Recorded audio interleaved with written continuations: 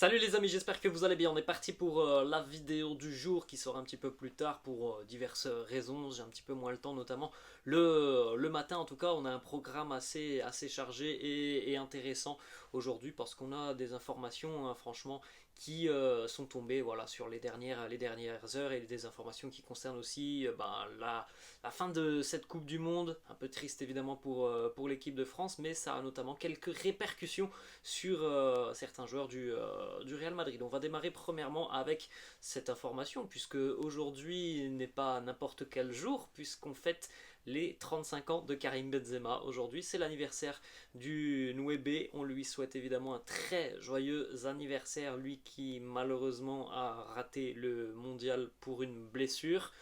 La raison officielle à l'heure actuelle, c'est toujours celle-là, une blessure. Peut-être que l'on apprendra certaines choses, certaines informations dans les prochains jours, dans les prochaines semaines, peut-être dans les prochains mois, en tout cas à l'heure actuelle, même si peut-être que l'on peut aussi en douter. Karim a raté cette Coupe du Monde pour une blessure. 35 ans aujourd'hui, on lui souhaite un très joyeux anniversaire. On lui souhaite aussi évidemment un retour plus qu'en forme sur la seconde partie de saison. On compte tous sur lui du côté du Real.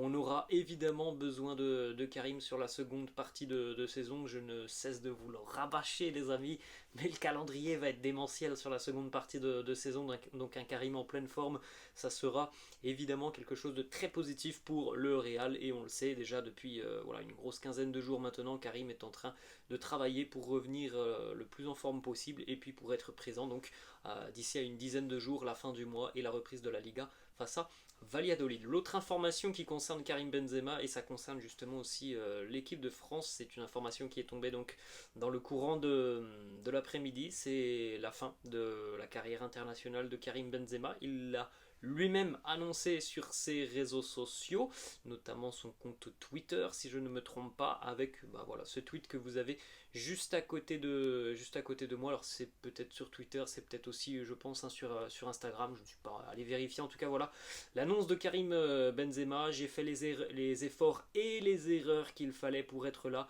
où je suis aujourd'hui et j'en suis fier.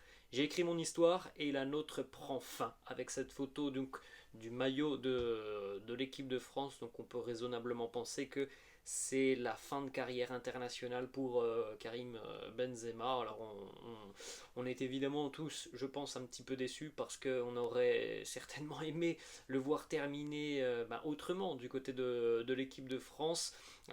Il aurait pu terminer donc en étant au moins sur le terrain hier face à l'Argentine. Le résultat de cette finale c'est une chose, mais là on a donc un Karim qui termine son aventure en équipe de France en étant tout simplement, comme on l'a dit tout à l'heure, hein, mais absent d'une dernière grande compétition. On n'aura même pas eu l'opportunité de lui dire adieu, on va dire ça comme ça, sur les terrains, et c'est bien dommage pour un joueur de la grande qualité hein, qui est Karim Benzema. On va continuer les amis justement avec quelques petites photos. Premièrement, il y a une photo justement de Karim à l'entraînement ce midi du côté de Valdebebas. Vous avez aussi par exemple sur cette photo en arrière-plan Antonio Rudiger. De l'autre côté, on a en arrière-plan Ferland Mendy, Dani Ceballos et Toni Kroos. Autre petite photo puisque c'était aussi voilà, une double séance entre guillemets. Il y a eu évidemment une partie foot sur le terrain et évidemment aussi partie renforcement musculaire pour les merengues. On continue avec diverses informations qui concernent les retours des derniers internationaux, des derniers vacanciers du Real Madrid. Voilà donc le programme. Deux joueurs devraient revenir demain, Dani Carvajal et Marco Asensio, les deux joueurs de la sélection espagnole. Dans quelques jours maintenant, mais bon, ça sera tout de même la semaine prochaine, puisque ça sera le 26 décembre, on devrait avoir le retour des Brésiliens avec Eder Militao, Vinicius et Rodrigo. Et puis donc, toute fin du mois, le 28 décembre, on rappelle que le Real jouera face à Valladolid le 30 décembre, donc le 28, 2 jours auparavant, Retour pour les joueurs du mondial qui sont allés quasiment au bout, ceux qui étaient présents donc en finale pour l'équipe de France, Aurélien Tchouameni et Eduardo Camavinga, et puis celui qui était présent lors de la petite finale, évidemment on parle de Luka Modric. On continue les amis avec cette photo hier lors de ce mondial. Voilà, ça a été une rencontre folle, c'est certainement l'une des plus grandes finales de l'histoire de la Coupe du Monde pour diverses raisons. En tout cas, le scénario évidemment a été quand même assez incroyable au cours de cette rencontre. Eduardo Camavinga qui a eu des minutes sur cette finale parce que tout ne s'est pas très bien passé pour l'équipe de France.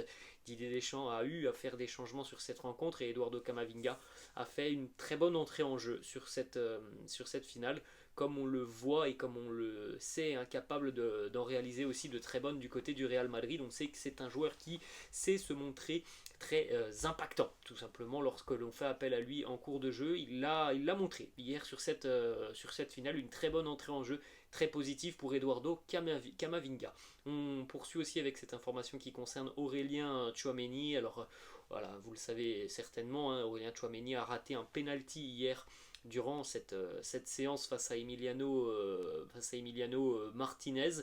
Voilà, moi j'apporte tout mon soutien à Aurélien Tchouameni parce que comme souvent, comme d'habitude, et c'est malheureux de dire que c'est une habitude, mais voilà, c'est tout le temps le cas. Ça avait été déjà le cas il y a un an pour Mbappé après la défaite face à la Suisse lors de l'Euro, évidemment. Une vague d'insultes à caractère racial sur les réseaux sociaux envers Aurélien Tchouameni, envers Randal Kolo Muani, envers Kingsley Coman, envers Ousmane Dembélé. Donc voilà, j'apporte tout mon soutien à Aurélien Tchouameni. C'est quelqu'un qui a pris ses responsabilités hier pour aller tirer ce penalty. C'est un jeune joueur, je vous le dis aussi très régulièrement, c'est un super joueur. Il a encore des progrès à réaliser. Il a pris ses responsabilités hier, ça ne lui a pas souri. Peut-être le trop-plein de pression qui a fait que le geste de Tchouameni est quand même raté. Mais voilà, ça ne justifie aucunement la vague d'insultes qu'il a eu à affronter sur les réseaux sociaux. C'est évidemment déplorable. Voilà, on espère retrouver un Aurélien Tchouameni dans une grosse dizaine de jours maintenant, en pleine forme et prêt à aller décrocher les étoiles avec le Real sur la seconde partie de saison. On continue avec Kylian Mbappé, une information du quotidien espagnol El Relevo qui nous annonce que le Real n'a jamais, mais ça les amis, on en a déjà parlé sur la chaîne, le Real n'a pas fermé la porte à Kylian Mbappé. Peu importe ce qu'il s'est passé l'été dernier, ou un petit peu avant l'été dernier, avec ce feuilleton, cette saga. Moi j'y ai cru pendant des mois et des mois que Kylian est arrivé, et puis au final il y a eu, on va dire ça comme ça, en rigolant, mais il y a eu cette remontada du Paris Saint-Germain sur le dossier de la prolongation de contrat. Il faut savoir que tant que Florentino Pérez sera le président du club, Kylian Mbappé ne sera jamais mis de côté. S'il y a une possibilité pour le Real Madrid, peut-être au prochain mercato d'été, dans 2 ans, dans 3 ans, de faire venir Kylian Mbappé, le Real Madrid n'hésitera pas. Peu importe ce qu'il s'est passé, peu importe si les supporters madrilènes ont peut-être été déçus du comportement de Mbappé. Tant que Florentino Pérez sera président du Real Madrid, Kylian Mbappé restera un objectif mercato. On va terminer les amis avec 3 informations. Premièrement, une information mercato. Fabrizio Romano qui nous annonce que le Real Madrid apprécie énormément Joško Gvardiol. Le Real a déjà envoyé plusieurs fois des scouts pour le surveiller et le superviser. Ça pourrait être quelque chose d'intéressant, notamment sur le mercato estival. Voilà, ce sont les informations de Fabrizio Romano. Le Real pourrait véritablement tenter sa chance sur ce dossier. Joško Gvardiol. On termine avec 2 déclarations de Carlo Ancelotti. Premièrement, il s'exprime sur Luka Modric.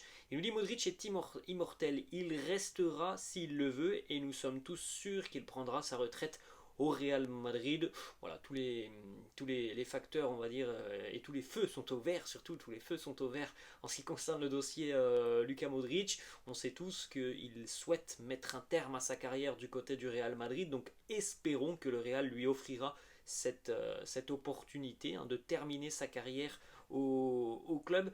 On sait que par le passé, ça n'a pas toujours été le cas pour certains joueurs. Très récemment, on peut par exemple parler de Marcelo qui aurait certainement voulu continuer. On peut parler aussi de Sergio Ramos, mais bon, là il y avait quand même des informations avec Sergio Ramos, c'était un peu particulier parce qu'il demandait beaucoup d'argent. Le Real ne voulait pas lui offrir tout ça. Donc voilà, espérons que entre le Real et Luka Modric, on puisse tomber d'accord déjà très rapidement hein, dans les prochains mois pour une nouvelle prolongation de contrat. Et puis, espérons que Lucas terminera sa carrière tout simplement du côté du Real. Et on termine avec une autre déclaration, et c'est une forme de réponse aussi hein, de Carlo Ancelotti sur l'intérêt de la sélection brésilienne. Hein. Je vous en ai parlé sur la chaîne déjà depuis une grosse semaine maintenant. Le Brésil qui n'a plus de sélectionneur à l'heure actuelle, hein, Tite étant remercié depuis la défaite face à la Croatie. La sélection brésilienne est intéressée par Carlo Ancelotti. Voilà la réponse de Carlo qui nous dit: je ne sais pas ce que l'avenir me réserve, je vis au jour le jour. Pour le moment, je suis très bien à Madrid. J'ai un contrat jusqu'en juin 2024 et si le Real ne me licencie pas avant, je ne partirai pas. Voilà, c'est tout de même une information rassurante, même si voilà, on avait évoqué aussi, hein, les amis, cette information il y a une dizaine de jours, on l'avait dit, il a un contrat. Il est évident que lorsque la sélection brésilienne s'intéresse à toi pardon, c'est très flatteur, mais Carlo, il est aussi intimement lié au Real, à Florentino Pérez. Il y a beaucoup de respect entre les deux hommes, donc à moins d'un souci, à moins d'une crise de résultats sportifs, Carlo ne quittera pas le Real voilà, sur les prochains mois pour aller rejoindre la sélection brésilienne. Si ça se fait, ça sera qu'il a soit été licencié comme il le dit, soit ça sera à l'issue de son contrat, mais, et on va rappeler aussi cette déclaration, puisqu'il avait dit à l'issue enfin en tout cas, mon dernier contrat, ce sera celui-là, je ne pense pas reprendre quelque chose après le Real. Donc voilà, les amis, on a toutes les informations du dossier Carlo Ancelotti. Je vous laisse les amis, j'espère que la vidéo vous a plu. Moi je vous laisse et je vous dis à la prochaine. Ciao.